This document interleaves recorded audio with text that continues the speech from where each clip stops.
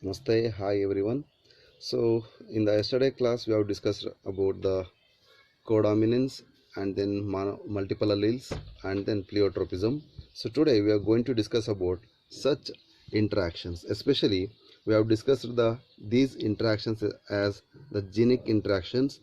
These multiple allelism are the pleiotropy, codominance, incomplete dominance. These are all one type of intragenic inheritances, nothing but they are allelic inheritance. See, intra refers to inside, genic inside the genes we can see their alternative forms. Hence the interaction which takes place between the alternative forms of a gene, that is called allelic interactions. So in this interaction, in the last two videos we have come across with the incomplete dominance, codominance, multiple allele, pleiotropism. Okay, so this is about the allelic interactions, and even the gene may also interact with non-allelic patterns also. That means that is between the two different or two other genes. So the interaction between the two genes is called intergenic. Also it is called as non-allelic interaction. So the example or type of the interaction we can see in non-allelic interaction is complementary gene and then epistasis and then supplementary gene mechanisms. So these are the three different types of non-allelic interactions. So this is all about the types of genic interactions. So let us deal the inheritance patterns. Inheritance means it is a process where the characters are transferred from one generation to another generation, from their parents to the progeny. So parents in the progeny ಗೆ ಬರ್ತಕ್ಕಂಥದ್ನ ಅಂದರೆ the parents ಇಂದ ಪ್ರೋಜನಿಗೆ ಬರುವಂಥ ಕ್ಯಾರೆಕ್ಟರ್ಸ್ಗೆ ನಾವು inherited characters ಅಂತ ಕರಿತೀವಿ. This process is called inheritance. The process from which the characters are transferred from parents to progeny, that is called the inheritance. But ಈ inheritance ಹೇಗಾಗುತ್ತೆ ಅಂತ ನೋಡೋದಾದರೆ, ಇನ್ಹೆರಿಟೆನ್ಸ್ ಕೇವಲ ಜೀನ್ಸ್ ಅಂತ ಹೇಳಿದ್ವಿ ಅಥವಾ ಅಲೀಲ್ಸ್ ಅಂತ ಹೇಳಿದ್ವಿ ಈ ರೀತಿ ನಾರ್ಮಲ್ ಆಗಿ ಆಗ್ಬಿಡುತ್ತಾ ಅಂದ್ರೂ, so here V are having different approaches. So one is polygenic inheritance, other one is cytoplasmic inheritance, and then chromosomal theory of inheritance. So the inheritance patterns are divided into three. One is polygenic, another one is cytoplasmic, and then chromosomal inheritance. So let us deal about this polygenic inheritance. So as I said, polygenic, the name itself is saying that poly refers to many, genic refers to genes. So see, as the name itself it is saying that poly means many, genic means genes. So here one character is controlled by, here one character is controlled by many genes, that is called the polygenic inheritance. So one character is controlled by many genes is called the polygenic inheritance. So let us deal in detail about this polygenic inheritance. So as I said, polygenic means the poly refers to many, genic refers to the genes. So here one character is controlled by the many genes, but here the effect of dominant gene is very important. The dominant alleles, ಎಷ್ಟು ಡಾಮಿನೆಂಟ್ಸ್ alleles ಇದರಲ್ಲಿ ಇರ್ತವೆ ಅಷ್ಟು ಅದರ intensity ಜಾಸ್ತಿ ಇರುತ್ತೆ. ಅಂದರೆ character ಚೆನ್ನಾಗಿ express ಆಗಬೇಕು ಅಂದರೆ ನಂಬರ್ ಆಫ್ ಡಾಮಿನೆಂಟ್ ಅಲೀಲ್ಸು ಜಾಸ್ತಿ ಇರಬೇಕು. ಸೊ ಡಾಮಿನೆಂಟ್ಸ್ ಅಲೀಲ್ಸ್ ನಂಬರ್ಸ್ ಎಷ್ಟಿರುತ್ತೆ ಅಷ್ಟು ಅದರ ಇಂಟೆನ್ಸಿಟಿ ಅಂದರೆ ಅಷ್ಟು ತೀವ್ರತೆಯಿಂದ ಅದು ತನ್ನ ಕ್ಯಾರೆಕ್ಟರ್ನ ಎಕ್ಸ್ಪ್ರೆಸ್ ಮಾಡುತ್ತೆ ಅಂತ ಹೇಳ್ಬೋದು. So the one character which is controlled by the many jeans, based on the number of dominant alleles, the intensity of character will be expressed. ನೋಡಿ ಇಲ್ಲಿ ಒಂದು ಜೀನು ಬಗ್ಗೆ ಮಾತಾಡ್ತಿಲ್ಲ, ಒಂದು ಕ್ಯಾರೆಕ್ಟರು ಮೆನಿ ಜೀನ್ಸಿಂದ ಕಂಟ್ರೋಲ್ ಆಗ್ತಾ ಇದೆ. ಆದರೆ ಅದರಲ್ಲಿರ್ತಕ್ಕಂಥ ಆಲ್ಟರ್ನೇಟಿವ್ ಫಾರ್ಮ್ಸು ಎಷ್ಟು ಡಾಮಿನೆಂಟ್ಸ್ ಇರ್ತವೆ ಅಂದರೆ ನಂಬರ್ ಆಫ್ ಅಲೀಲ್ಸು ರಿಸೆಸಿವ್ ಇರ್ತವೆ ಅಥವಾ ಡಾಮಿನೆಂಟ್ಸ್ ಇರ್ತವೆ, ಆದರೆ ಎಷ್ಟು ಜಾಸ್ತಿ ಡಾಮಿನೆಂಟ್ ಇರ್ತವೆ ಅಷ್ಟು ಕ್ಯಾರೆಕ್ಟ್ರು ಇಂಟೆನ್ಸಿವ್ ಆಗಿ ಬರುತ್ತೆ, ಆ್ಯಂಡ್ ಎಷ್ಟು ರಿಸೆಸಿವ್ ಇರುತ್ತೆ ಕ್ಯಾರೆಕ್ಟ್ರಲ್ಲಿ ಡೈಲ್ಯೂಟ್ ಆಗಿರುತ್ತೆ ಅಂತ ಹೇಳ್ತೀವಿ. ಸೊ ಹಾಗಾದರೆ ಇದನ್ನು ಫಸ್ಟ್ ಡಿಸ್ಕವರ್ ಮಾಡಿದ್ದು ಯಾರು ಅಂತ ನೋಡೋದಾದರೆ, the polygenic inheritance has been described by Nilsson Haile in the wheat kernels. So ಅದು ಹೇಗಿತ್ತು ಅಂದರೆ according to him he is saying that this inheritance in the kernel patterns are controlled by two pair of genes. See, so he has taken one pair as capital R, another pair as capital B ಅಂದರೆ homozygous B ಇದೆ, and then small r homozygous, again small b ಇದೆ. So true breeding red and the white kernels of the wheat ಅನ್ನು ಇವನು ತಗೊಂಡಿದ್ದಾನೆ. So in the wheat plant ಅವನು kernel ಅಲ್ಲಿ ಬರ್ತಕ್ಕಂಥ inheritance pattern ಅನ್ನು ಪಾಲಿಜೆನಿಕ್ ಇನ್ಹೆರಿಟೆನ್ಸ್ ಹೇಗಾಗುತ್ತೆ ಅಂತ ತೋರಿಸ್ತಾ ಇದ್ದಾನೆ. ಸಿ ನೋಡಿ, ಎಲ್ಲವೂ ಕೂಡ ಇಲ್ಲಿ ಡಾಮಿನೆಂಟ್ ಇದ್ದಾವೆ, ಹಾಗಾಗಿ ನಮಗೆ ಸಿಗ್ತಕ್ಕಂಥದ್ದು ರೆಡ್ ಆಗಿದೆ. ಇಲ್ಲಿ ಎಲ್ಲವೂ ಕೂಡ ರಿಸೆಸಿವ್ ಇದೆ, ಹಾಗಾಗಿ year V will get the white colonels. So when the alleles are dominant we will get the red, when the alleles are recessive we will get the white. Means ನಾನು already ಹೇಳಿರೋ ಹಾಗೆ as we said the number of dominant alleles if increases the intensity of character also increases. That means the number of dominant allele is directly proportional to intensity of the characters. So intensity ಏನಾಗುತ್ತೆ ಅಂದರೆ ಜಾಸ್ತಿ ಆಗ್ತಾ ಹೋಗುತ್ತೆ. So as the number of dominant allele increases intensity of character also increases. ಹೇಗಾಗುತ್ತೆ let's see. ನೋಡಿ, when this parent has been crossed with the white ಅಂದರೆ red ಅಂದರೆ fully red wheat kernel plant has been crossed with the fully white wheat kernel plant, we will get the gametes as RB as dominant alleles with the recessive RB, small rb. Okay, then we will get in F1 generation as one capital R, one small r, one capital B, one small b. That indicates the intermediate one. See, intermediate one means it is not completely red or it is not completely white, it is in between. Inter means the between, mediate means in the center. So it is in between character we can expect in the F1 generation. If this RRBB andre the intermediate plant of F1 generation which is obtained by crossing the fully red wheat kernel plant with the fully white wheat kernel plant, we will get the intermediate. Then this is self crossed, we will get 1:4:6:4:1 as the F2 generation ratio. So F2 generation ರೇಷಿಯೋದಲ್ಲಿ 1:4:6:4:1 ಬರುತ್ತೆ ಅನ್ನೋದಾದರೆ ಯಾಕೆ ಈ ಥರ ಬರುತ್ತೆ let's see. So ಈ ಒಂದು ಗ್ಯಾಮೆಟ್ಸ್ಗಳನ್ನ ನಾವು ಹಾಕೊಳ್ತಾ ಹೋದಾಗ ಅಗೇನ್ ನಮಗೆ ಫುಲ್ಲಿ ರೆಡ್ ಇರ್ತಕ್ಕಂಥದ್ರಲ್ಲಿ 4 ಡಾಮಿನೆಂಟ್ ಅಲೀಲ್ ಸಿಗ್ತವೆ. Okay, and then fully light red ಇರ್ತಕ್ಕಂಥದ್ರಲ್ಲಿ 3 ಡಾಮಿನೆಂಟ್ ಅಲೀಲ್ ಇರೋದ್ರಿಂದ ನಮಗೆ 4 ಪ್ಲಾಂಟು ಲೈಟ್ ರೆಡ್ ಕಲರ್ ಇರ್ತಕ್ಕಂಥ ವೀಟ್ ಕಲರ್ ಸಿಗ್ತವೆ. ದೆನ್ 6 ಪ್ಲಾಂಟ್ಸು ಇಂಟರ್ಮೀಡಿಯೇಟ್ ಇರ್ತಕ್ಕಂಥ ರೆಡ್ ಕಲರ್ನ ಒಬ್ಟೈನ್ ಮಾಡೋದ್ರಿಂದ ಅಲ್ಲಿ 2 ಅಲೀಲ್ಸ್ ಇರ್ತವೆ ಡಾಮಿನೆಂಟ್ ಅಂತ ಹೇಳ್ಬೋದು. And then 4 plants very light wheat kernel ಇರ್ತಕ್ಕಂಥ ಕಲರ್ಸಲ್ಲಿ ಸಿಗ್ತವೆ, ಯಾಕಂದರೆ ಅಲ್ಲಿ ನಂಬರ್ ಆಫ್ ಡಾಮಿನೆಂಟ್ ಅಲ್ಲಿ 1 ಇದೆ. ಆ್ಯಂಡ್ ದೆನ್ 1 ವೈಟ್ ಸಿಗುತ್ತೆ. ನಾವು ಈ ರೀತಿ ಇದ್ದರೆ ಮಾತ್ರ ಅದು ವೈಟ್ ಅಂತ ಕರಿತೀವಿ. ಇಲ್ಲಿ ನಮಗೆ ಸಿಗ್ತಕ್ಕಂಥದ್ದು ಈ ರೀತಿಯಾಗಿ ನೋಡ್ಬೋದು. ಸೊ ಸಿ, ಯಾಕೆ ಈ ನಂಬರ್ ಆಫ್ ಅಲೀಲ್ಸ್ ಬಗ್ಗೆ ಹೇಳ್ತಾ ಇದ್ದೀನಿ ಅಂದರೆ as we said as the number of dominant allele increases the intensity of character also increases ಅಂತ ಮಾತಾಡಿದ್ವಿ. That's why if we are having 4 dominant alleles, ಇಲ್ಲಿರ್ತಕ್ಕಂಥ 4 ಡಾಮಿನೆಂಟ್ಸ್ ಅಲ್ಲಿ ಇದು ಮಾತ್ರ ಬರೋಕ್ಕೆ ಸಾಧ್ಯ. Capital R, capital B. So 4 ಕೂಡ ಡಾಮಿನೆಂಟ್ ಇದ್ದಾವೆ. ಹಾಗಾಗಿ 4 ಡಾಮಿನೆಂಟ್ ಇದ್ದಾಗ ಕಂಪ್ಲೀಟ್ ಫುಲ್ ರೆಡ್ ಸಿಗುತ್ತೆ. ಇನ್ ಕೇಸ್ 1 ರಿಸೆಸಿವ್ ಬಂದರೆ ಅದು ಲೈಟ್ ರೆಡ್ ಆಗುತ್ತೆ. ಇಲ್ಲಿ ನೋಡಿ 2 ಡಾಮಿನೆಂಟ್ ಇದ್ದಾವೆ, ಒಂದು ಕ್ಯಾಪಿಟಲ್ ಆರ್ ಒಂದು ಡಾಮಿನೆಂಟ್ ಇದೆ, ಕ್ಯಾಪಿಟಲ್ ಬಿ ಒಂದು ಡಾಮಿನೆಂಟ್ ಇದೆ. ಹಾಗಾಗಿ 2 ಡಾಮಿನೆಂಟ್ ಇರತಕ್ಕಂಥದ್ದಾದರೆ ನಮಗೆ ಸಿಗ್ತಕ್ಕಂಥದ್ದು ಇಂಟರ್ಮೀಡಿಯೇಟ್ ಆಗಿರುತ್ತೆ. ಆ್ಯಂಡ್ ದೆನ್ ಒಂದೇ ಒಂದು ಇತ್ತು ಅಂದರೆ ಡಾಮಿನೆಂಟ್ ಅಲೀಲು ಅದು ವೆರಿ ಲೈಟ್ ಆಗುತ್ತೆ. ಯಾವುದೇ ರೀತಿ ಡಾಮಿನೆಂಟ್ ಅಲೀಲ್ ಇಲ್ಲ ಅಂದರೆ ಅದು ಕಂಪ್ಲೀಟ್ ವೈಟ್ ಆಗುತ್ತೆ. ಓಕೆ, ಹಾಗಾದರೆ ಕಂಪ್ಲೀಟ್ ರೆಡ್ ಅನ್ನೋದಾದರೆ C.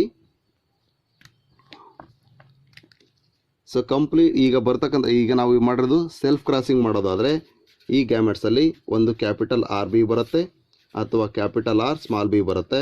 And then small R capital B and small R small B ಬರುತ್ತೆ. ಸೊ ಇದನ್ನು ನಾವು ಕ್ರಾಸಿಂಗ್ ಮಾಡ್ತಾ ಹೋದರೆ okay, so we will get ಏನು ಅಂದರೆ ನೋಡಿ, ಇಲ್ಲಿ ಸ್ಟಾರ್ಟಿಂಗಲ್ಲಿ capital R capital R capital B ಬರುತ್ತೆ. And then capital R small B ಇದೆ, and then small R capital B and small R small B. So ಇವನ್ನ ನಾವು ಕ್ರಾಸ್ ಮಾಡ್ತಾ ಹೋಗೋಣ. ಏನು ಸಿಗುತ್ತೆ ನೋಡಿ, capital R capital B small B ಬರುತ್ತೆ. And then capital R capital B small B ಬರುತ್ತೆ. Capital R capital B small B ಬರುತ್ತೆ. Capital R capital B small B ಬರುತ್ತೆ. ಸೊ ಇಲ್ಲಿಂದ ಇದು ನೆಕ್ಸ್ಟ್ ಈ ಥರ ಕ್ರಾಸ್ ಮಾಡ್ತಾ ಹೋದರೆ capital R small B capital R capital B small B, capital R small B capital R capital B capital B, capital R capital B small B, small R capital B small R capital B small B, capital R capital B small B, capital R small B small B, small R capital B small B, small R small B. See ಇಲ್ಲಿ ನಾವು ಈಗ ಡಾಮಿನೆಂಟಲ್ಲಿ ಎಲ್ಲೆಲ್ಲಿದೆ ಅಂತ ನೋಡ್ತಾ ಹೋಗೋಣ ನೋಡಿ. So here we can get 4 dominant alleles. Here we can get 2 dominant plus 1 B as dominant, so total 3. And then here 2 B dominant and 1 R dominant, and here also we get 3. And then here we can get 2. And then here we can get 3. Here we can get 2. Here we can get 2. Here we can get 1. Here we can get 3. And here we can get 2. Here also we can get 2. Here we can get 1. Here we can get 2. Here we can get 1. Here we can get 1, and here we can get 0. So totally 4 ಇರ್ತಕ್ಕಂಥದ್ದು ಎಷ್ಟಿದೆ ಅಂತ ಹೇಳಿದೆ 1, ಹೌದಾ? So ಇದ್ರ ಪ್ರಕಾರ ಈ cross ಪ್ರಕಾರ ಹೇಳೋದಾದರೆ ಸಿ 4 ಡಾಮಿನೆಂಟ್ಸ್ ಅಲ್ಲಿ ಇರ್ತಕ್ಕಂಥದ್ದು 1 ಇದೆ, 3 ಡಾಮಿನೆಂಟ್ಸ್ 1 2 3 4 ಇದೆ. ಸೊ ಲೈಟ್ ರೆಡ್ ಇರ್ತಕ್ಕಂಥದ್ದು 4 ಆಯಿತು. ದೆನ್ 2 ಇರ್ತಕ್ಕಂಥದ್ದು ಎಷ್ಟಿದಾವೆ 1 2 3 4 5 1 2 3 4 5 6. ಸೊ 6 ಇದೆ, 6 ಇಂಟರ್ಮೀಡಿಯೇಟ್ ರೆಡ್ ಬಂದಿದೆ. ದೆನ್ 1 ಜೀನ್ ಇರ್ತಕ್ಕಂಥದ್ದು 4 ಇದ್ದಾವೆ, 1 2 3 4 ಇದೆ ನಮಗಿಲ್ಲಿ very light colour. And then 0 ಅಂದರೆ ಯಾವುದೇ ರೀತಿ ಡಾಮಿನೆಂಟಲ್ಲಿ ಇರ್ತಕ್ಕಂಥದ್ದು ವೈಟ್ ಒಂದಿದೆ. ಸೊ ಈ ರೀತಿಯಾಗಿ ನಮಗೆ ಪಾಲಿಜೆನಿಕ್ ಇನ್ಹೆರಿಟೆನ್ಸನ್ನು ನಿಲ್ಸನ್ ಏಲೆ ಅನ್ನೋನು ವೀಟ್ ಕರ್ನದಲ್ಲಿ ಪ್ರಪೋಸ್ ಮಾಡಿ ಡಿಸ್ಕ್ರೈಬ್ ಮಾಡಿ ತೋರಿಸ್ತಾನೆ. So likewise according to NCERT ನಾವು ಹ್ಯೂಮನ್ ಸ್ಕಿನ್ ಕಲರ್ನು ಕೂಡ ಪಾಲಿಜೆನಿಕ್ ಇನ್ಹೆರಿಟೆನ್ಸ್ಗೆ ತಗೋಬೋದು. ಆದರೆ ಇದನ್ನು ಡೆವಲಪ್ ಮಾಡಿದವನು ಅಥವಾ ಎಕ್ಸ್ಪ್ಲೇನ್ ಮಾಡಿದವನು ಡೆವೆನ್ಪೋರ್ಟ್ ಅನ್ನೋನು. The Davenport described the human skin colour as an example for the polygenic inheritance. So ಇಲ್ಲೇನಾಗುತ್ತೆ ಅಂದರೆ ಸಿ ಈಗ ನಾವು ಕ್ರಾಸ್ ಮಾಡಿದಾಗೇ ಇಲ್ಲೂ ಕೂಡ ನಾವು ತಗೊಳ್ಳೋದಾದರೆ if you take the human skin color as an example for the polygenic inheritance, we are having the capital A, capital B, capital C as a homozygous and very dominant one ಅಂತ ಇದೆ. So ಇಲ್ಲಿ dominant character ಆಗಿ ತಗೊಳ್ತೀವಿ. ಹಾಗಾದ್ರೆ ಇದೇನಾಗಿರುತ್ತೆ ಅಂದರೆ Negro block ಆಗಿರುತ್ತೆ. When 6 R dominant, ಇಲ್ಲಿರ್ತಕ್ಕಂಥ 6 ಕೂಡ ಡಾಮಿನೆಂಟ್ ಇದ್ದಾವೆ. ಸೊ ಈ ರೀತಿ ಕಡಿಮೆ ಆಗ್ತಾ ಹೋದರೆ ಸೊ ಕಂಪ್ಲೀಟ್ ಅಲ್ಲಿ ವೈಟ್ ಅಂತ ನೋಡಬೇಕು ಅಂದರೆ ರಿಸೆಸಿವ್ ಇರ್ತಕ್ಕಂಥದ್ದು ಹೇಗಿರುತ್ತೆ, 6 ಕೂಡ ರಿಸೆಸಿವ್ ಆದರೆ ಏನಾಗುತ್ತೆ ಅಂತ ನೋಡೋದಾದರೆ small A small B small C. So ಇದು ಕಂಪ್ಲೀಟ್ ವೈಟ್ ಆಗಿರುತ್ತೆ. ಹಾಗಾದರೆ ಇಲ್ಲಿ ನಮಗೆ ನಂಬರ್ ಆಫ್ ಅಲೀಲ್ಸು 6 ಡಾಮಿನೆಂಟ್ ಇದ್ದಾಗ ಏನಾಯಿತು, 6 ರಿಸೆಸಿವ್ ಇದ್ದಾಗ ಏನಾಯಿತು ಅಂತ ಗೊತ್ತಾಯಿತು. So likewise if you are having only 6 number of dominant we will get 1. And then if we are having 5 number of dominant we will get 6 number of. So ನೋಡಿ ಒಂದು gene totally 6 ಅಲೀಲ್ಸು ಕೂಡ jeans ಕೂಡ ಇಲ್ಲಿ dominant ಇದ್ದರೆ ನಮಗೆ ಒಂದು Negro block ಸಿಗುತ್ತೆ, ಒಂದು ರಿಸೆಸಿವ್ ಇದ್ದು 5 ಡಾಮಿನೆಂಟ್ ಇದ್ದರೆ 6 ಪ್ರೋಜನಿಸು ನಮಗೆ ವೆರಿ ಡಾರ್ಕ್ ಬ್ರೌನ್ ಸಿಗುತ್ತೆ. ಇನ್ ಕೇಸ್ 4 ಡಾಮಿನೆಂಟ್ ಇದ್ದು ಅಂದರೆ ನಮಗೆ ಅಲ್ಲಿ 15 ಪ್ರೋಜನೀಸು ಡಾರ್ಕ್ ಬ್ರೌನ್ ಆಗಿ ಸಿಗುತ್ತೆ. And then if you get 3 we will get 3 dominant alleles ಇತ್ತು ಅಂದರೆ 20 ಪ್ರೋಜನೀಸ್ ನಮಗೆ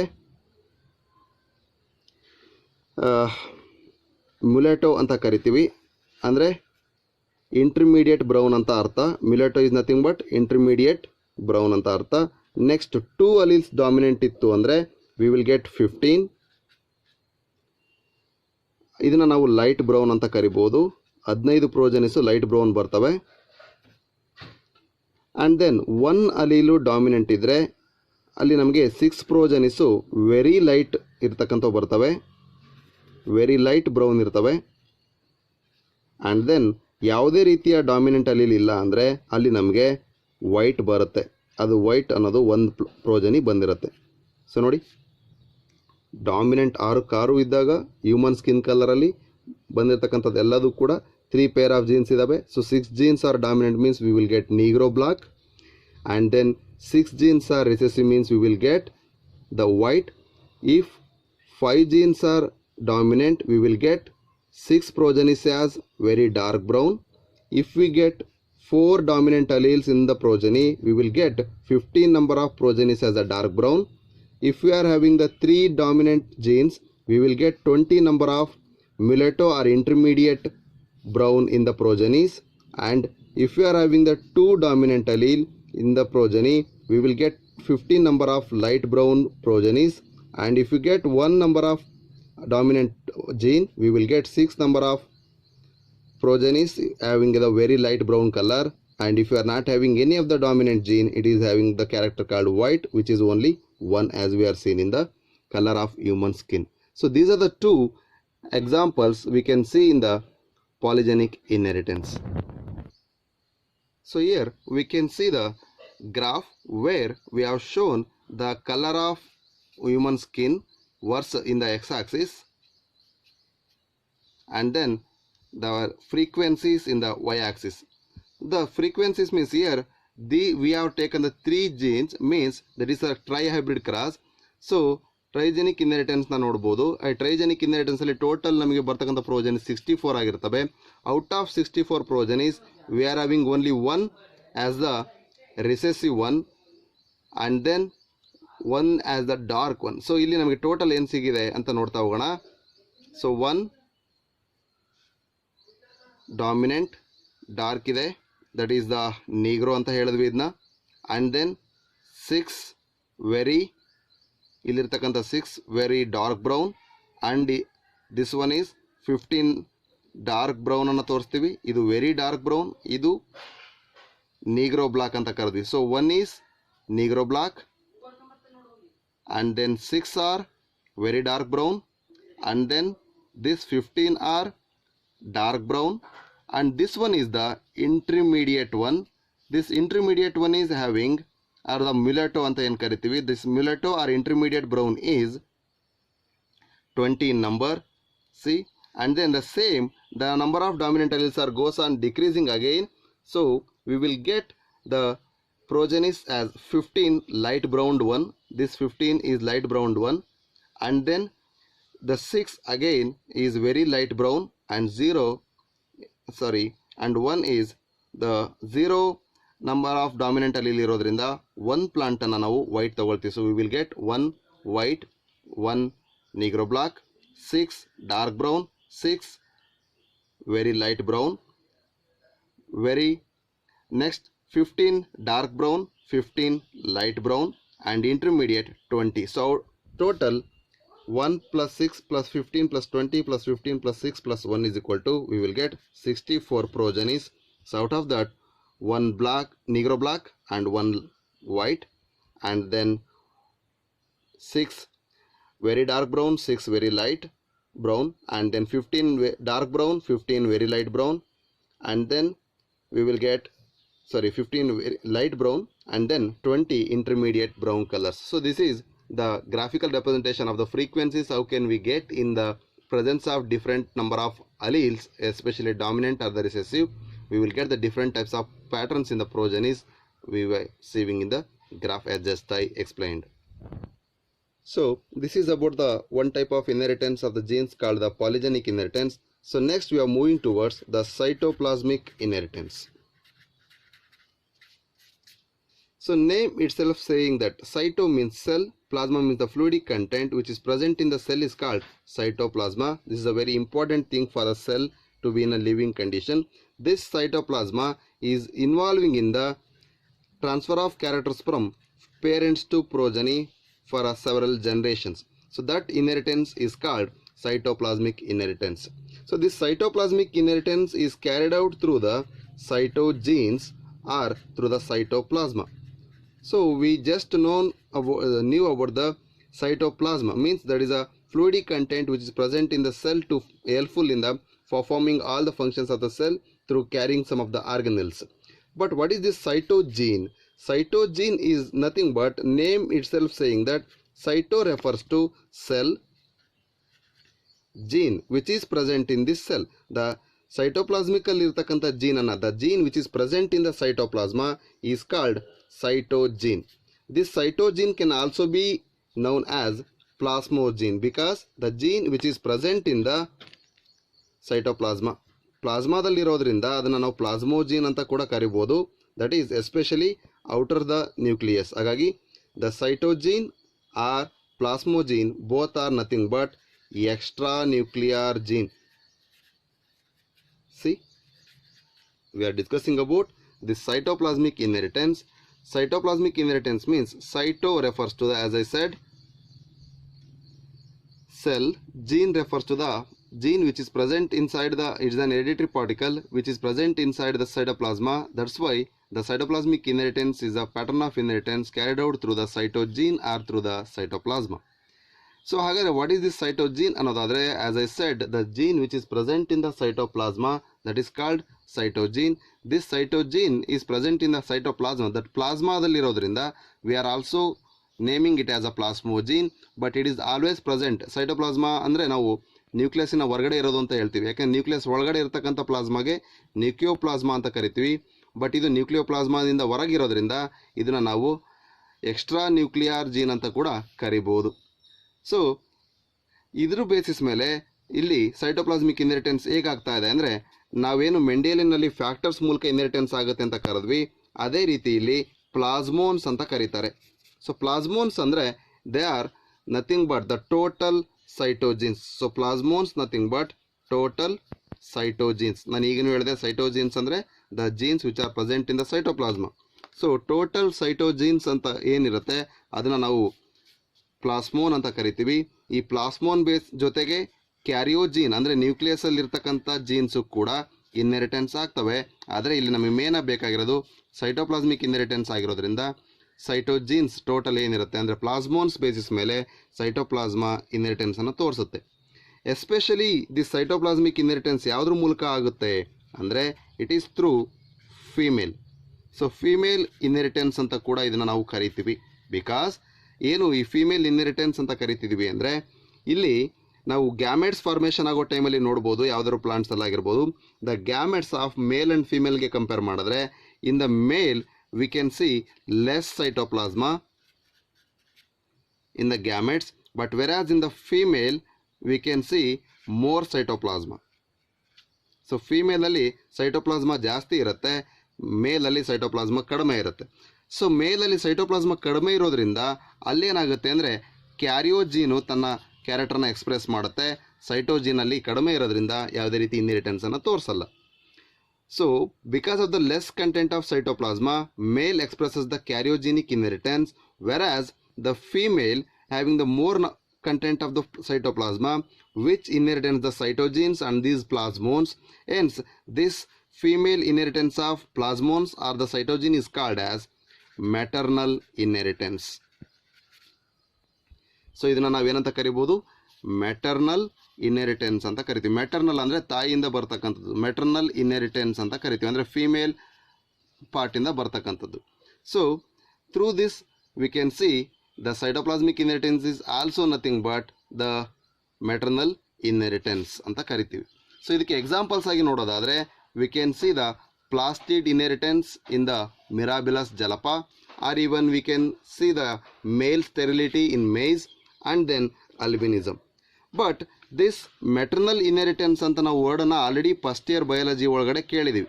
ಎಲ್ಲಿ ಅಂದರೆ ಸೆಲ್ ಚಾಪ್ಟ್ರಲ್ಲಿ ನಾವು ಮೆಟರ್ನಲ್ ಇನ್ಹೆರಿಟೆನ್ಸ್ ಬಗ್ಗೆ ಮಾತಾಡ್ತೀವಿ. Even photosynthesis and respiration in higher ಪ್ಲಾಂಟ್ಸಲ್ಲೂ ಕೂಡ ನಾವು ಮೆಟರ್ನಲ್ ಇನ್ಹೆರಿಟೆನ್ಸ್ ಬಗ್ಗೆ ಮಾತಾಡ್ತೀವಿ. So according to the NEET ನಾವು ಮಾತಾಡಬೇಕಾದ್ರೆ ಇದು ತುಂಬ ಇಂಪಾರ್ಟೆಂಟ್ ಆಗುತ್ತೆ. ಆಲ್ರೆಡಿ ಇದ್ರ ಮೇಲೆ ಕ್ವಶನ್ಸ್ ಅರೈಸ್ ಆಗಿರೋದ್ರಿಂದ ಮ್ಯಾಟರ್ನಲ್ ಅಂತ ಯಾಕೆ ಕರಿತಿದ್ವಿ ಅಂದರೆ this cytoplasmic inheritance involves in formation of the cell organelles. So cytoplasmic inheritance basis ಮೇಲೆ ಕೆಲವೊಂದು ಆರ್ಗನೆಲ್ಸು ಫಾರ್ಮ್ ಆಗ್ತವೆ.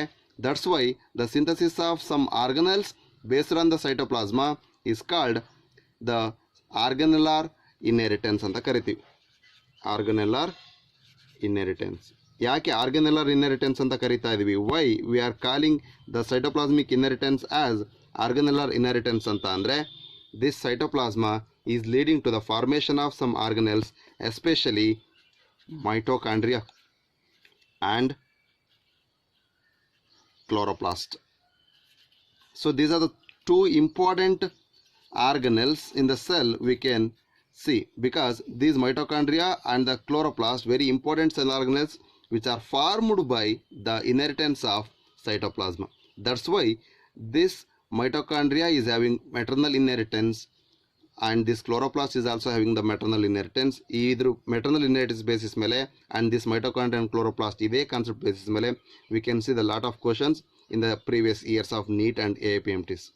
Okay, so hagagi we are calling this cytoplasmic inheritance as the maternal inheritance or the female inheritance, and then it is also called as organelle inheritance because it involves in formation of these type of organelles.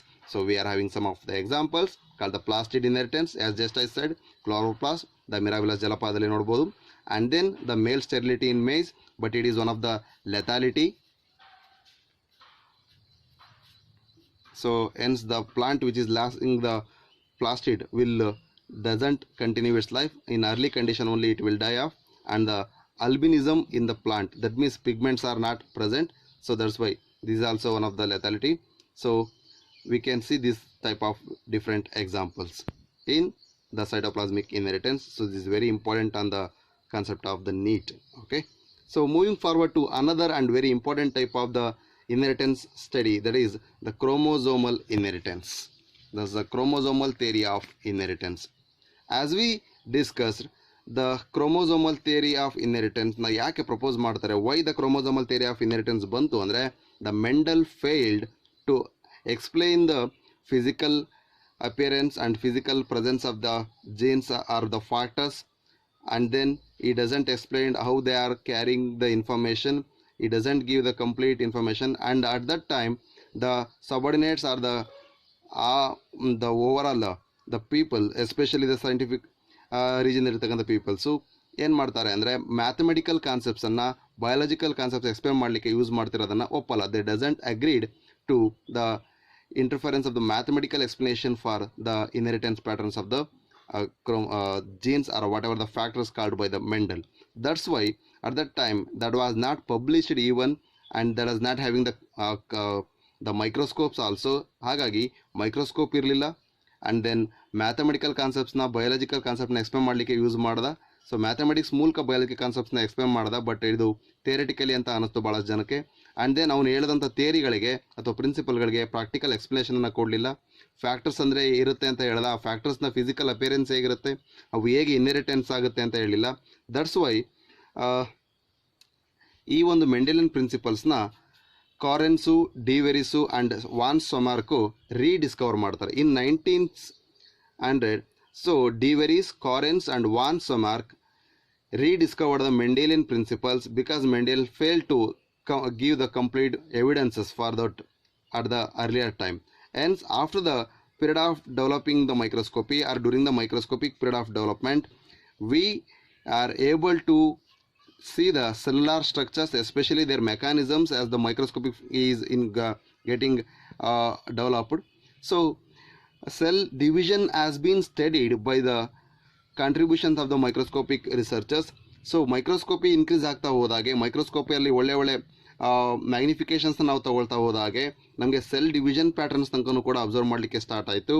And then we got the structure inside the nucleus ಒಳಗಡೆ ಹೇಗೆಲ್ಲ structures ಇದ್ದಾವೆ ಅಂತ ನೋಡ್ತಾ ಬಂದ್ವಿ. So ಇದ್ರ basis ಮೇಲೆ ಹೇಳೋದಾದರೆ we are having the gametes transmit ಆಗೋದು ಒಂದು ಜನ್ರೇಷನಿಂದ ಇನ್ನೊಂದು ಜನ್ರೇಷನ್ಗೆ ಅಂತ ಹೇಳ್ತೀವಿ. ಆದರೆ ಅದಕ್ಕೆ ಮೇನ್ ಸೈಟ್ ಅಂದರೆ nucleus. The nucleus is the main site to transfer the characters from the parents to offspring. So chromosomes as well as genes ಎರಡೂ ಕೂಡ ಇಲ್ಲಿ ಪೇರ್ಸ್ ಆಗಿ ಇರ್ತವೆ ಅಂತ ಹೇಳ್ತೀವಿ. ಹಾಗಾದರೆ ಕ್ರೋಮೋಸೋಮನ್ನು ಹೇಗೆ ಕಂಡುಹಿಡಿದ್ರು ಇವರು ಅಂದರೆ as by the increase in the study of the microscopic we got to know about the cell divisions ಅಂತ ಹೇಳಿದೆ. That leads to the discovery of the structure inside the nucleus ಅಂತ ಗೊತ್ತಾಯಿತು. And then double and dividing structure ಅಂತ ಏನಿತ್ತು that is before the cytokinesis. Nucleus ಒಳಗಡೆ ಇಲ್ಲಿ coloured bodies ಇರ್ತವೆ. ಆ ಕಲರ್ಡ್ ಬಾಡೀಸ್ನ ನಾವೇನಂತ ಕರಿತೀವಿ ಅಂದರೆ ಕ್ರೋಮೋಸೋಮ್ಸ್ ಅಂತ ಕರಿತೀವಿ. ಸೊ ಬಿಫೋರ್ ಸೈಟೋಕೈನೆಸಿಸ್ ಅಲ್ಲಿ ಡಬಲ್ ಆ್ಯಂಡ್ ಡಿವೈಡಿಂಗ್ ಸ್ಟ್ರಕ್ಚರ್ಸ್ ಕಾಣಿಸ್ತವೆ. ಅಂದರೆ ಬಿಫೋರ್ ಸೈಟೋಕೈನೆಸಿಸ್ ಅವು ಡಬಲ್ ಇರ್ತವೆ ಆ್ಯಂಡ್ ದೆನ್ ಡ್ಯೂರಿಂಗ್ ಸೈಟೋಕೈನೆಸಿಸ್ನ ಮೊದಲು ಅವು ಡಿವೈಡ್ ಆಗ್ತವೆ ಅಂತ ನಾವು ಮಾತಾಡ್ತೀವಿ. ಸೊ ಅಂಥ ಕಲರ್ಡ್ ಬಾಡೀಸ್ಗೆ ಅಂದರೆ ಕ್ರೊಮ್ಯಾಟಿನ್ ಫೈಬರ್ಸ್ ಏನಾಗಿರುತ್ತೆ ಇಲ್ಲಿ ಡೆನ್ಸ್ ಆಗಿ ಕೂತಿರ್ತವೆ. ಆ dense association of the chromatin ಫೈಬರ್ಸ್ಗೆ ನಾವು ಕ್ರೋಮೋಸೋಮ್ಸ್ ಅಂತ ಕರಿತೀವಿ. Chroma refers to colour, soma refers to body. So coloured ಬಾಡೀಸ್ಗೆ ನಾವು ಕ್ರೋಮೋಸೋಮ್ಸ್ ಅಂತ ಕರಿದ್ವಿ. ಇದ್ರ ಮೂಲಕ ಇನ್ಹೆರಿಟೆನ್ಸ್ ಆಗುತ್ತೆ ಅಂತ ನಾವು ಮಾತಾಡ್ತಾ ಬರ್ತೀವಿ. ಸೊ ಕ್ರೋಮೋಸೋಮ್ಸ್ನ ಐಡೆಂಟಿಫೈ ಮಾಡಿದ ಮೇಲೆ ಡ್ಯೂರಿಂಗ್ ದ ಸೆಲ್ ಡಿವಿಷನ್ ಏನಾಗುತ್ತೆ ಅನ್ನೋದನ್ನ ಸ್ಟಡಿ ಮಾಡಲಿಕ್ಕೆ ಇನ್ 1902 ಕ್ರೋಮೋಸೋಮ್ ಮೂವ್ಮೆಂಟ್ಸನ್ನು ಕೂಡ ಸ್ಟಡಿ ಮಾಡ್ತಾರೆ. ಅಂದರೆ ಕ್ರೋಮೋಸೋಮ್ ಮೂವ್ಮೆಂಟ್ಸ್ನ ನಾವು ಸ್ಟಡಿ ಮಾಡಬೇಕು ಅಂದರೆ we should know about the synopsis ಅಂದರೆ ಮಿಯಾಸಿಸ್ ಆಗೋದನ್ನು ನಾವು ನೋಡಬೇಕು. ಗ್ಯಾಮೆಟ್ಸ್ ಫಾರ್ಮೇಷನ್ ಆಗಬೇಕು ಅಂದರೆ that should undergo meiotic divisions ಅಂತ ಗೊತ್ತಿರುತ್ತೆ. ಡ್ಯೂರಿಂಗ್ ಮಿಯಾಸಿಸ್ ಏನಾಗುತ್ತೆ ಅಂದರೆ ಗ್ಯಾಮೆಟ್ಸ್ ಅಂದರೆ ಸ್ಪರ್ಮ್ ಆ್ಯಂಡ್ ಎಗ್ ಇವೆಲ್ಲ ಹ್ಯಾಪ್ಲಾಯ್ಡ್ ಸೆಟ್ಸ್ ಆಗಿ ಫಾರ್ಮೇಷನ್ ಆಗ್ತವೆ. ಹ್ಯಾಪ್ಲಾಯ್ಡ್ ಸೆಟ್ ಆಫ್ ಕ್ರೋಮೋಸೋಮ್ಸಲ್ಲಿ ಫ್ಯೂಸ್ ಆಗೋದ್ರಿಂದ ನೆಕ್ಸ್ಟ್ ಝೈಗೋಟ್ ಆಗುತ್ತೆ. ದಟ್ ಈಸ್ ನಾವು ಅದನ್ನು ಫಸ್ಟ್ ಚಾಪ್ಟ್ರಲ್ಲಿ ಮಾತಾಡಿದ್ದೀವಿ. ಈ ಒಂದು ರಿಪ್ರೊಡಕ್ಷನ್ ಯೂನಿಟಲ್ಲಿ ನಾವು ಅದನ್ನು ಮಿಯಾಸಿಸ್ ಅನ್ನೋದ್ರ ಬಗ್ಗೆ ಮಾತಾಡಿದ್ದೀವಿ, ಮೈಟಾಸಿಸ್ ಅನ್ನೋದ್ರ ಬಗ್ಗೆ ಮಾತಾಡಿದ್ದೀವಿ. ಸೊ ಈ ಮೈಟಾಸಿಸ್ ಆ್ಯಂಡ್ ಮಿಯಾಸಿಸನ್ನು ಆಲ್ರೆಡಿ ನಾವು ಪ್ರೀವಿಯಸ್ ಇಯರಲ್ಲಿ ಅಂದರೆ ಫಸ್ಟ್ ಇಯರ್ ಆಫ್ ಬಯಾಲಜಿಯಲ್ಲಿ ನಾವು ಏನು ನೋಡಿದ್ದೀವಿ ಅಂದರೆ cell division and cell cycle ಬಗ್ಗೆ ಮಾತಾಡಬೇಕಾದ್ರೆ ಮೈಟಾಸಿಸ್ ಆ್ಯಂಡ್ ಮಿಯಾಸಿಸ್ ಬಗ್ಗೆ ಮಾತಾಡಿದ್ವಿ. So during that 1902 chromosome movement have been studied means the synapsis ಅಂತ ಏನು ಕರಿತೀವಿ, ರೀಕಾಂಬಿನೇಷನ್ ಅಂತ ಏನಾಗುತ್ತೆ ದ ಮಿಯಾಸಿಸ್ ಫಸ್ಟಲ್ಲಿ, ಆ ಸಿನಾಪ್ಸಿಸಲ್ಲಿ ನಾವು ಮಾತಾಡ್ತಾ ಹೋಗ್ತೀವಿ. ಎರಡು ಗೆಟ್ ಸಪ್ರೇಟೆಡ್ ಆಗ್ತವೆ. ಎರಡು ಗೆಟ್ ಸಪ್ರೇಟ್ ಆದಾಗ ದ ಕ್ರೋಮೋಸೋಮ್ ಸಪ್ರೇಟ್ ಆಗಿ ಸಪ್ರೇಟ್ ಗ್ಯಾಮೆಟ್ಸ್ಗೆ ಅಂದರೆ ಮೇಲ್ ಆ್ಯಂಡ್ ಫೀಮೇಲ್ ಗ್ಯಾಮೆಟ್ಸ್ಗೆ ಡಿಫ್ರೆಂಟ್ ಸೆಲ್ಗೆ sperm and ovum and egg ovum ಅಥವಾ ಎಗ್ ಅಂತ ಹೆಂಗೆ ಕರಿತೀವಿ, ovum or egg and sperm ಅಥವಾ ಟು ಡಿಫ್ರೆಂಟ್ ಗ್ಯಾಮೆಟ್ಸ್ ಯಾವ್ದಾರು ಆಗಿರ್ಬೋದು. ಯೂಶ್ವಲಿ ಮೇಲ್ ಗ್ಯಾಮೆಟ್ ಅಂದರೆ sperm and the female gamete is nothing but the ovum ಅಥವಾ ಎಗ್ ಅಂತ ಕರಿತೀವಿ. So during the synapsis or the homologous chromosome synapse and during the meiosis they get separated to pass into the different cells. The basis of segregation and independent ಅಸಾರ್ಟ್ಮೆಂಟ್ನ during ಮಿಯಾಸಿಸಲ್ಲಿ ಆಗುತ್ತೆ ಅಂತ ಇದ್ರ ಮೂಲಕ ನಮ್ಗೆ ಗೊತ್ತಾಗುತ್ತೆ. ಯಾಕೆಂದರೆ mitosis is a multiplicational division ಅಥವಾ ಈಕ್ವೇಷನಲ್ ಡಿವಿಷನ್ ಅಂತ ಕರಿತೀವಿ. ಮಿಯಾಸಿಸ್ ಅಂದರೆ ಇಲ್ಲಿ ರಿಡಕ್ಷನಲ್ ಡಿವಿಷನ್ ಆಗುತ್ತೆ. During the formation of gamete ಅದು ಡಿಪ್ಲಾಯ್ಡ್ ಇರ್ತಕ್ಕಂಥದ್ದು ಹ್ಯಾಪ್ಲಾಯ್ಡ್ ಆಗುತ್ತೆ. ಪೇರೆಂಟಿಂದ ಬರ್ತಕ್ಕಂಥ ಸೆಲ್ಲು ನೆಕ್ಸ್ಟ್ ಅದು ಹ್ಯಾಪ್ಲಾಯ್ಡ್ ಗ್ಯಾಮೆಟ್ ಆಗಿ ಡೆವಲಪ್ ಆಗುತ್ತೆ. ಓಕೆ, ಸೊ ಇದ್ರ ಮೂಲಕ ಏನು ಗೊತ್ತಾಗುತ್ತೆ ಅಂದರೆ ಕ್ರೋಮೋಸೋಮ್ಸು ಮತ್ತು ಜೀನ್ಸು ಎರಡೂ ಕೂಡ they are occurring in the pair ಅಂದ ನಮಗೆ ನ್ಯೂಕ್ಲಿಯರ್ ಅಂದರೆ ಕ್ರೋಮೋಸೋಮ್ಸ್ ಬೇಸಿಸ್ ಮೇಲೆ ನಮಗೆ ಗೊತ್ತಾಗೋದಾದರೆ ಇನ್ಹೆರಿಟೆನ್ಸ್ ಪ್ಯಾಟರ್ನ್ಸ್ ನೋಡೋದಾದರೆ so both gene and chromosomes are located in a pair. ಅಂದರೆ the two alleles which are located on the same loci on the homologous site or homologous chromosome. The two alleles which are located on the same locus, that is the homologous site and the homologous chromosome. That's how we are saying that the chromosomes and gene occurs in pair. So then the Sutton and Boveri again studied these patterns and their pairing and separation mechanism have been studied and that leads to the segregation. ನಾವೇನು law of segregation ಅಂತ ಮಾತಾಡಿದ್ವಿ, ಅಲ್ಲಿ ಅವುಗಳ character ನಾವು ಇಂಡಿಪೆಂಡೆಂಟಾಗಿ express ಮಾಡ್ತವೆ ಅಂತ ಹೇಳಿದ್ವಿ. So the pair of factors ಅವೇನು ಕ್ಯಾರಿ ಮಾಡಿದ್ವು, ಆ ಫ್ಯಾಕ್ಟರ್ಸ್ ಅಂದರೆ ಡಿಫ್ರೆಂಟ್ ಕ್ಯಾರೆಕ್ಟರ್ನ ಎಕ್ಸ್ಪ್ರೆಸ್ ಮಾಡ್ತಕ್ಕಂಥ ಟ್ರೇಟನ್ನು ಎಕ್ಸ್ಪ್ರೆಸ್ ಮಾಡ್ತಕ್ಕಂಥ ಫ್ಯಾಕ್ಟರ್ಸ್ ಅಂತ ಏನು ಕರೆದ್ವಿ, ಅವು ಡ್ಯೂರಿಂಗ್ ಸಿನಾಪ್ಸಿಸ್ ಅಂದರೆ ಮಿಯಾಸಿಸಲ್ಲಿ ಪೇರಿಂಗ್ ಆಗಿ ಆ್ಯಂಡ್ ದೆನ್ ಸಪ್ರೇಷನ್ ಆಗುವಂಥದ್ದನ್ನ ನಾವು ಲಾ ಆಫ್ ಸೆಗ್ರಿಗೇಷನ್ಗೆ ಎವಿಡೆನ್ಸಸ್ನ ಸುಟ್ಟನ್ ಆ್ಯಂಡ್ ಬೋವೆರಿ ಕೊಡ್ತಾರೆ. ಹಾಗಾಗಿ ಮೆಂಡಲ್ ಹೇಳಲಿಕ್ಕೆ ಏನು ಫೇಲ್ ಆಗಿದ್ದ how Mendel has been failed to give the evidences, that evidences have been rediscovered by the Correns and other teams, and they have been verified by this Sutton and Boveri by the knowledge of chromosomal segregation. They lead to the chromosomal theory along with the Mendelian principles. ಈ Mendelian ಪ್ರಿನ್ಸಿಪಲ್ಸ್ಗೆ ಕೊಟ್ಟಂಥ theoretical ಕಾನ್ಸೆಪ್ಟ್ಸ್ನ ಮತ್ತೆ use ಮಾಡಿಕೊಂಡು ಸುಟ್ಟನ್ನು and ಬೋವೆರಿ ಇಬ್ಬರು ಕೂಡ ಏನು ಮಾಡ್ತಾರೆ ಅಂದರೆ the chromosomal ಥಿಯರಿನ ಈ ರೀತಿ ಪ್ರಪೋಸ್ ಮಾಡ್ತಾರೆ. ಸೊ ಕ್ರೋಮೋಸೋಮಲ್ ಥಿಯರಿ ಅಂದರೆ ಇಷ್ಟೇ. ಸೊ ಕ್ರೋಮೋಸೋಮ್ಸ್ ಅಂದರೆ ಹೇಗಿರುತ್ತೆ ಅನ್ನೋದು ನನಗೆ ಗೊತ್ತಿರಲಿಲ್ಲ. ಮೈಕ್ರೋಸ್ಕೋಪಿಕ್ ಫೀಲ್ಡ್ ಜಾಸ್ತಿ ಇನ್ಕ್ರೀಸ್ ಆಗ್ತಾ ಹೋದಾಗೆ ಮೈಕ್ರೋಸ್ಕೋಪಿಕ್ ರಿಸರ್ಚ್ನ ಮಾಡ್ತಾ ಹೋಗ್ತಾರೆ. ಸೆಲ್ ಅಂದ್ರೇನು, ಸೆಲ್ಯುಲಾರ್ ಮೂವ್ಮೆಂಟ್ ಹೇಗಾಗುತ್ತೆ, ಸೆಲ್ ಡಿವಿಷನ್ ಹೇಗಾಗುತ್ತೆ ನೋಡ್ತಾ ಬಂದರು. ಇದ್ರ ಜೊತೆಗೆ ಅದರಲ್ಲಿ ಆಗ್ತಕ್ಕಂಥ ಕ್ರೋಮೋಸೋಮ್ ಮೂವ್ಮೆಂಟ್ನ ನೋಡ್ತಾ ಬಂದಾಗ ಸೆಲ್ ಡಿವಿಷನ್ಗಿನ ಮುಂಚೆ ಅಲ್ಲಿರ್ತಕ್ಕಂಥ ಕಲರ್ಡ್ ಬಾಡೀಸು ಡಬಲ್ ಇರುತ್ತೆ, ಅದು ಡಿವೈಡ್ ಆಗುತ್ತೆ. And then that has been lead to the synapsis recombinations ಅಂತ ಮಾತಾಡ್ತೀವಿ. ಸೊ ಹಾಗಾಗಿ ಪೇರಿಂಗ್ ಆ್ಯಂಡ್ ದೆನ್ ಸಪ್ರೇಷನ್ ಆಗುತ್ತೆ. That pairing and separation is nothing but the independent assortment and segregation of this factors ಅಂತ ಕರಿತೀವಿ. So this is the theory of chromosomal inheritance. ಇದನ್ನು TH Morgan experimentally verification ಮಾಡ್ತಾನೆ. So ಮೆಂಡೆಲಿಯನ್ನ ಪ್ರಿನ್ಸಿಪಲ್ಸ್ನ verify ಮಾಡಿದ್ದು de Vries, ಕಾರೆನ್ಸು, ಸಿಮಾರ್ಕ್ ಯಾವಾಗ ಇನ್ 1900. ಅದನ್ನು ಯೂಸ್ ಮಾಡಿಕೊಂಡು by using these peoples rediscovery and the increasing the microscopy 1902 Walton Sutton and Theodor Boveri has proposed a chromosomal theory of inheritance. For that chromosomal theory of inheritance, experimental verification has been done by the TH Morgan by using Drosophila melanogaster. So Drosophila ಮೆಲನೋಗ್ಯಾಸ್ಟರ್ನ use ಮಾಡಿಕೊಂಡು experimental ವೆರಿಫಿಕೇಷನನ್ನು chromosomal ಥಿಯರಿಗೆ TH Morgan ಮಾಡ್ತಾನೆ. So for that ಅವನೇನು ಮಾಡ್ತಾನೆ, ಏನಕ್ಕೋಸ್ಕರ ಮಾಡ್ತಿದ್ದಾನೆ ಅಂದರೆ is knowing the basis for variation. ಒಂದು ಜನ್ರೇಷನ್ನಿಂದ ಇನ್ನೊಂದು ಜನ್ರೇಷನ್ಗೆ ಹೇಗೆ ಕ್ಯಾರೆಕ್ಟರ್ ಡಿಫ್ರೆನ್ಸ್ ಆಗುತ್ತೆ. ನಾವು ಡಯಾಬಿಡ್ ಕ್ರಾಸಲ್ಲಿ ನೋಡಿದ್ವಿ, ರೆಡ್ ರೌಂಡ್ ಮತ್ತು ಎಲ್ಲೋ ಇರ್ತಕ್ಕಂಥ ಪ್ಲಾಂಟನ್ನು ಗ್ರೀನ್ ಮತ್ತು ರಿಂಕಲ್ಡ್ ಇರ್ತಕ್ಕಂಥ ಪ್ಲಾಂಟ್ ಜೊತೆ ಕ್ರಾಸ್ ಮಾಡಿದಾಗ ನಮಗೆ ಬೇರೆ ಬೇರೆ ಪ್ಲಾಂಟ್ಸ್ ಎಲ್ಲ ಬಂತು. ಆದರೆ F2 ಜನ್ರೇಷನಲ್ಲಿ ಬೇರೆ ಬೇರೆ ವೇರಿಯೇಷನ್ಸ್ ಹೇಗೆ ಬಂತು ಅಂತ ನೋಡಲಿಕ್ಕೆ ಇವನೇನು ಮಾಡ್ತಾನೆ, ಕ್ರಾಸಿಂಗನ್ನು ಮಾಡ್ತಾನೆ between the Drosophila true breeding ವೆರೈಟೀಸ್ನ ತೊಗೊಂಡು ಅವನು ಕ್ರಾಸಿಂಗ್ ಮಾಡ್ತಾನೆ. ಯಾಕೆ ಇದನ್ನು ತಗೊಳ್ತಾನೆ ಅಂತ ನೋಡೋದಾದರೆ, ಡ್ರಾಸೋಫಿಲಾನ ಸ್ಟಡಿ ಮಾಡಲಿಕ್ಕೆ ಇಂಪಾರ್ಟೆಂಟಾಗಿ ಅದು ಈಸಿಯಾಗಿ ಕಲ್ಚರ್ ಮಾಡ್ಬೋದು.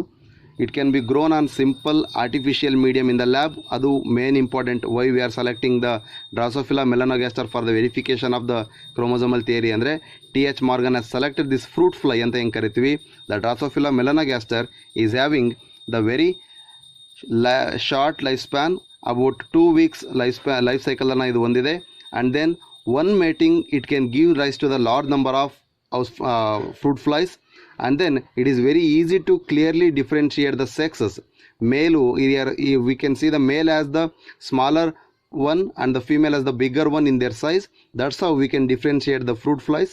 ನಾವು ಫ್ರೂಟ್ ಫ್ಲೈಸ್ನ ಈ ರೀತಿಯಾಗಿ ಡಿಫ್ರೆನ್ಷಿಯೇಟ್ ಮಾಡ್ಬೋದು. ಹಾಗಾಗಿ it is easy to study the characters ಅಂತ ಗೊತ್ತಾದಾಗ he has taken this one to study the hereditary variation patterns. So ಇಲ್ಲಿ ನೋಡ್ಬೋದು, ಈ ರೀತಿ ಪ್ಯಾಟರ್ನ್ಸ್ ನೋಡೋದಾದರೆ ಇಲ್ಲಿ ಲಾರ್ಜ್ ಅಥವಾ long saffron colored and long blue colored chromosomes with the short green and the short red ಇರತಕ್ಕಂಥದ್ದಿದೆ.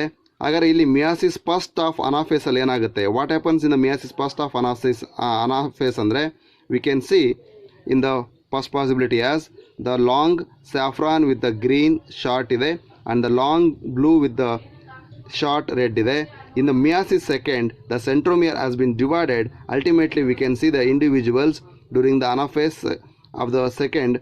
Meiosis second ಅಲ್ಲಿ anaphase ಅಲ್ಲಿ ನಾವು ನೋಡೋದಾದರೆ we can see the segregation. Ultimately, that leads to the germ cell formation with the same patterns, the long and the short green, long saffron and the short green, because ಈ orange ಅಥವಾ saffron colour ಏನಿದೆ ಇದೇ ರೀತಿಯಲ್ಲಿ ಮತ್ತೆ inheritance ಆಗಿದೆ. That's why how they are inherited ಅಂತ ನೋಡಲಿಕ್ಕಾದರೆ this is the verification as done by the TH Morgan. So based on this we can see and conclude that chromosomal inheritance is the perfect inheritance pattern to study the inheritance ಅಂತ ಮಾತಾಡ್ಬೋದು. In the next session we will discuss about, on the next upcoming video we will discuss about the linkage and other patterns. Thank you.